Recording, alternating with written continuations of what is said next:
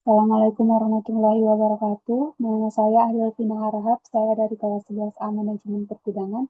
Di sini saya akan memaparkan untuk asesmen akhir semester pada mata kuliah Manajemen Pergudangan untuk studi kasus transformasi gudang masa depan dan juga bagaimana strategi perusahaan serta pendekatan manajerial. Permasalahan pergudangan untuk studi kasus ini membahas tantangan yang akan dihadapi pergudangan di masa depan, meliputi keberlanjutan, otomatisasi, dan penggunaan teknologi ramah lingkungan. Yang pertama adalah kebutuhan gudang berkelanjutan. Lingkungan bisnis saat ini mendorong perusahaan untuk menciptakan gudang yang berkelanjutan, baik dari segi lingkungan maupun ekonomi. Ini berarti mengurangi jejak karbon, mengoptimalkan penggunaan energi, dan menerapkan praktik pengelolaan yang bertanggung jawab. Permasalahan pergudangan yang kedua adalah penyimpanan barang yang tidak teratur dan barang usang. Penyimpanan barang yang tidak teratur akan menyebabkan kesulitan dalam menemukan barang, meningkatkan risiko kerusakan, dan juga memperlambat proses pengambilan barang. Serta keberadaan barang usang juga akan menimbulkan biaya penyimpanan yang tidak perlu dan berpotensi memberikan kerugian finansial. Permasalahan pergudangan yang ketiga adalah kecelakaan kerja. Tingginya angka kecelakaan kerja di gudang menunjukkan kurangnya perhatian terhadap keselamatan dan kesehatan kerja atau K3. Kurangnya kontrol dan pengawasan terhadap prosedur kerja yang aman menyebabkan risiko kecelakaan yang lebih tinggi.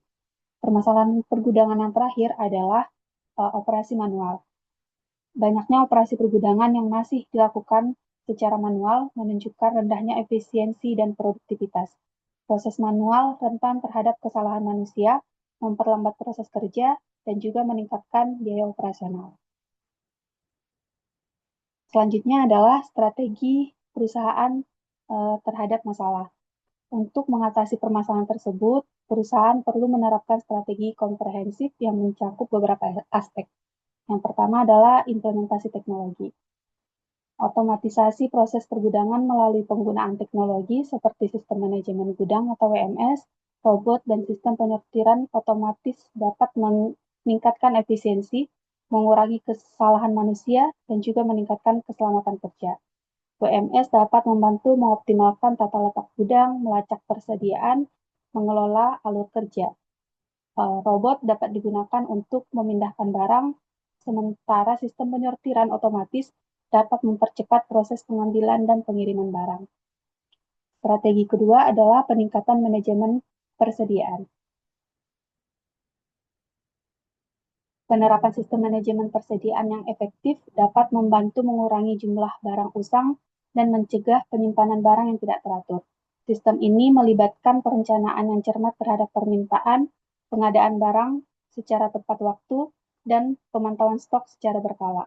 Metode analisis seperti ABC analisis dapat membantu mengidentifikasi barang-barang yang memerlukan perhatian khusus. Atau contoh yang lainnya juga adalah just-in-time atau JIT dan juga Economic Order Quantity atau EOQ. Strategi perusahaan ketiga adalah pelatihan dan keselamatan kerja. Program pelatihan yang komprehensif bagi karyawan tentang prosedur keselamatan kerja, penggunaan peralatan, dan penanganan barang dapat mengurangi risiko kecelakaan kerja. Perusahaan juga perlu memastikan ketersediaan alat perlindungan diri atau APD yang memadai dan melakukan inspeksi rutin untuk menjaga keselamatan lingkungan kerja. Strategi perusahaan yang keempat adalah peningkatan tata letak gudang. Desain gudang yang efisien dan ergonomis dapat meningkatkan produktivitas dan keselamatan kerja. Tata letak yang baik mempermudah akses ke barang, meminimalkan jarak tempuh, dan juga mengurangi risiko kecelakaan. Strategi yang terakhir adalah penggunaan kendaraan ramah lingkungan. Penggunaan kendaraan ramah lingkungan seperti forklift listrik atau kendaraan berbahan bakar alternatif dapat mengurangi jejak karbon dan meningkatkan keberlanjutan operasional gudang. Berikut adalah detail strategi. Yang pertama adalah otomatisasi dan teknologi. Di sini saya memberikan satu contoh saja, yaitu WMS atau Warehouse Management System. Sistem ini mengintegrasikan semua aspek manajemen gudang, dari penerimaan barang hingga pengiriman. Contoh perusahaan yang menerapkan WMS adalah Amazon, di mana Amazon ini menggunakan WMS yang canggih untuk melacak jutaan barang mereka pada gudang mereka. Yang kedua adalah optimasi tata letak dan desain gudang. Sebagai contoh adalah lean manufacturing, di mana lean manufacturing ini berprinsip berfokus untuk penghapusan pemborosan dalam proses produksi dan distribusi. Contoh perusahaan yang menerapkan lean manufacturing adalah Toyota. Toyota menerapkan prinsip lean manufacturing dalam sistem produksinya, dan prinsip ini dapat diadaptasi untuk mengoptimalkan tata letak gudang dengan meminimalkan gerakan yang tidak perlu dan meningkatkan alur kerja. Yang ketiga, manajemen persediaan yang efektif. Sebagai salah satu contohnya adalah ABC analisis. Metode ini mengklasifikasikan barang berdasarkan nilai dan frekuensi penggunaan, memungkinkan perusahaan untuk fokus pada barang-barang yang paling penting. Contoh perusahaan yang biasanya menerapkan ABC analisis adalah perusahaan farmasi, di mana digunakan untuk mengelola persediaan obat-obatan, memastikan ketersediaan obat-obatan yang paling penting. Keempat, pengembangan sumber daya manusia atau SDM. Pelatihan keselamatan kerja yang komprehensif tentang prosedur keselamatan kerja, penggunaan peralatan, dan penanganan barang akan mengurangi risiko kecelakaan. Contohnya di beberapa perusahaan besar manufaktur sudah sering menggunakan pelatihan keselamatan kerja secara berkala untuk karyawannya. Berikut adalah tabel untuk masalah dan solusi strategis. Ada 4 permasalahan. Yang pertama, kebutuhan gudang berkelanjutan, di mana permasalahan ini akan memberikan dampak tekanan lingkungan dan permintaan pemangku kepentingan. Adapun solusi untuk permasalahan kebutuhan gudang ini adalah menerapkan energi hijau dan praktik ekonomi sirkular.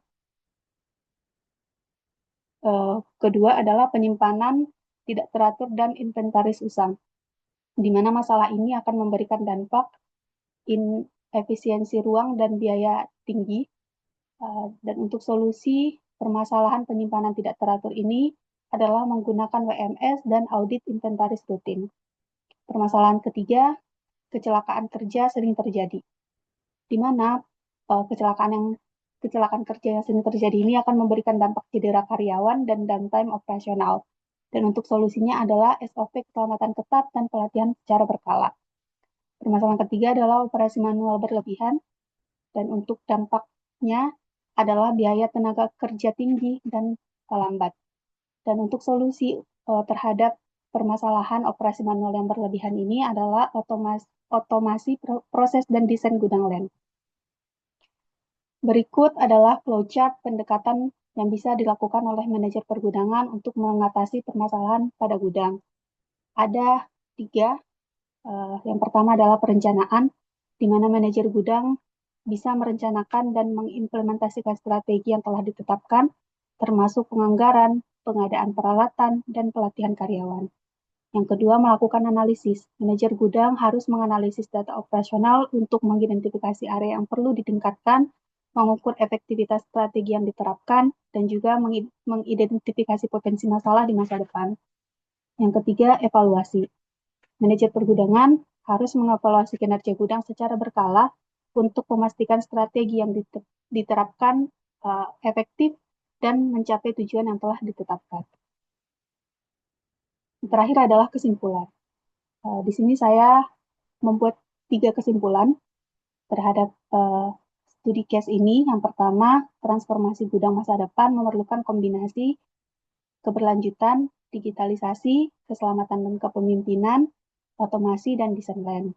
Kedua, pendekatan manajerial yang sistematis akan memastikan efisiensi, keselamatan, dan daya saing perusahaan. Yang ketiga, mengatasi permasalahan pergudangan di masa depan memerlukan pendekatan holistik yang melibatkan teknologi, manajemen yang efektif, dan komitmen terhadap keselamatan kerja.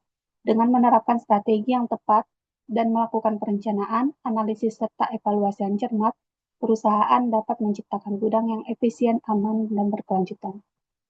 Demikian untuk pemaparan saya. Terima kasih. Assalamualaikum warahmatullahi wabarakatuh.